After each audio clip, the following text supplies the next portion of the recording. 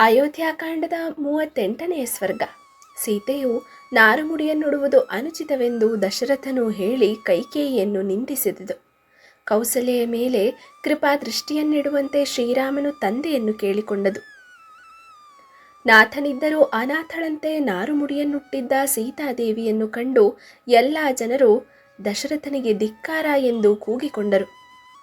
ತನ್ನನ್ನು ಧಿಕ್ಕರಿಸುತ್ತಿದ್ದ ಜನರ ಆಕ್ರೋಶವನ್ನು ಕೇಳಿ ಅತಿ ದುಃಖಿತನಾದ ದಶರಥನು ಜೀವಿತದಲ್ಲಿಯೂ ಧರ್ಮದಲ್ಲಿಯೂ ಯಶಸ್ಸಿನಲ್ಲಿಯೂ ಆಸಕ್ತಿಯನ್ನೇ ಕಳೆದುಕೊಂಡನು.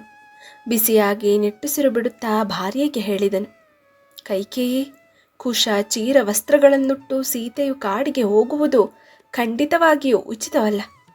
ಸುಕುಮಾರಿಯೂ ಬಾಲೆಯೂ ಸುಖವನ್ನು ಅನುಭವಿಸಲು ಯೋಗ್ಯಳೂ ಆಗಿರುವ ಜಾನಕಿಯು ಅರಣ್ಯದಲ್ಲಿ ವಾಸ ಮಾಡುವುದು ಉಚಿತವಲ್ಲವೆಂದು ನಮ್ಮ ಗುರುಗಳಾದ ವಸಿಷ್ಠರು ಸತ್ಯವಾದ ಮಾತನ್ನೇ ಹೇಳಿರುತ್ತಾರೆ. ಇವಳು ಯಾರಿಗೆ ತಾನೇ ಸ್ವಲ್ಪವಾದರೂ ಅಪಕಾರವನ್ನು ಮಾಡಿರುವಳು? ಪಾತಿವ್ರತ್ಯವೆಂಬ ತಪಸ್ಸಿನಲ್ಲಿಯೇ ನಿರತಳಾಗಿರುವ ರಾಜಶ್ರೇಷ್ಠನಾದ ಜನಕನ ಪುತ್ರಿಯು ನಾರು ಮುಡಿಯನ್ನುಟ್ಟು ಮೌನ ಧರಿಸಿರುವ ಸನ್ಯಾಸಿಯಂತೆ ಈ ಜನರ ಮಧ್ಯದಲ್ಲಿ ನಿಂತಿದ್ದಾಳೆ. ಇವಳು ಈ ಕೂಡಲೇ ನಾರುಮುಡಿಯನ್ನು ಬಿಚ್ಚಿ ಹಾಕಲಿ.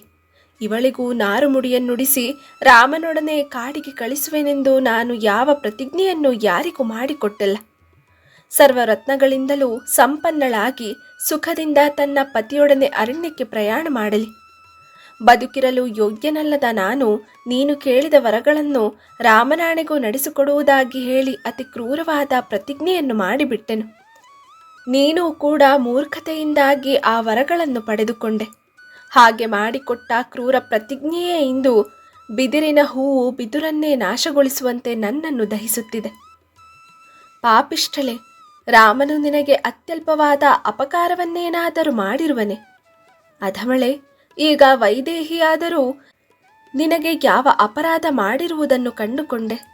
ಹೆಣ್ಣು ಜಿಂಕೆಯಂತೆ ವಿಶಾಲಾಕ್ಷಿಯಾದ ಮೃದು ಸ್ವಭಾವದಿಂದ ಕೂಡಿರುವ ಪತಿ ಸೇವೆ ಎಂಬ ತಪಸ್ಸಿನಲ್ಲಿಯೇ ಸರ್ವದಾ ನಿರತಳಾಗಿರುವ ಜನಕನ ಮಗಳು ಇಲ್ಲಿ ನಿನಗೆ ಯಾವ ಅಪಕಾರವನ್ನು ತಾನೇ ಮಾಡಿಯಾಳು?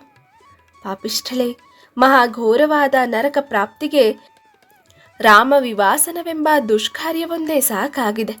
ನೀನು ಪುನಃ ಪುನಃ ಮಾಡುತ್ತಿರುವ ಅತ್ಯಂತ ಕುತ್ಸಿತವಾದ ಸೀತಾ ವಿವಾಸನಾದಿ ಪಾಪಕರ್ಮಗಳಿಂದ ಯಾವ ದುಷ್ಫಲವು ಪ್ರಾಪ್ತವಾಗುವುದೆಂಬುದೇ ತಿಳಿಯದಾಗಿದೆ.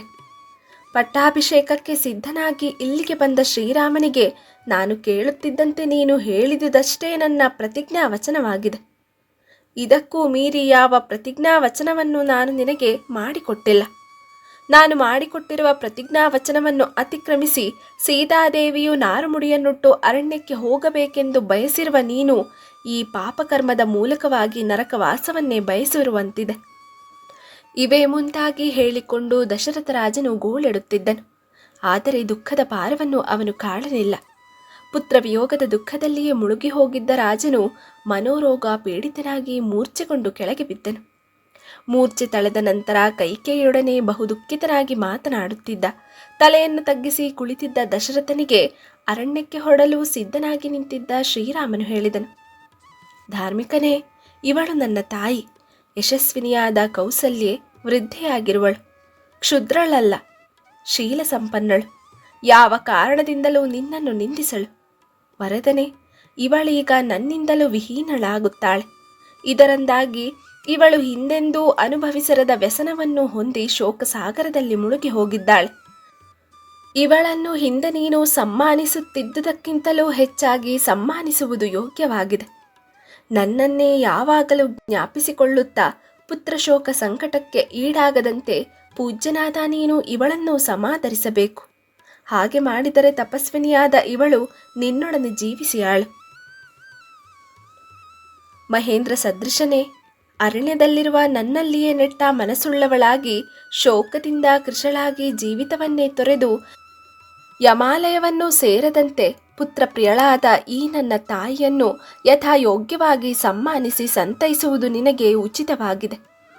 ಇಲ್ಲಿಗೆ 38ನೇ ಸ್ವರ್ಗವು ಮುಗಿಯಿತು.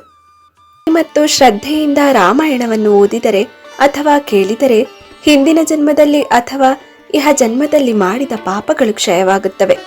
ಇದು ಕೇವಲ ಕಥೆಯಲ್ಲ, ನಮ್ಮ ಆತ್ಮ ಉದ್ಧಾರವಾಗುವ ಮತ್ತು ಪರಮಾತ್ಮನನ್ನು ಹೊಂದುವ ಭಕ್ತಿಯ ಶ್ರೇಷ್ಠ ಮಾರ್ಗವಾಗಿದೆ.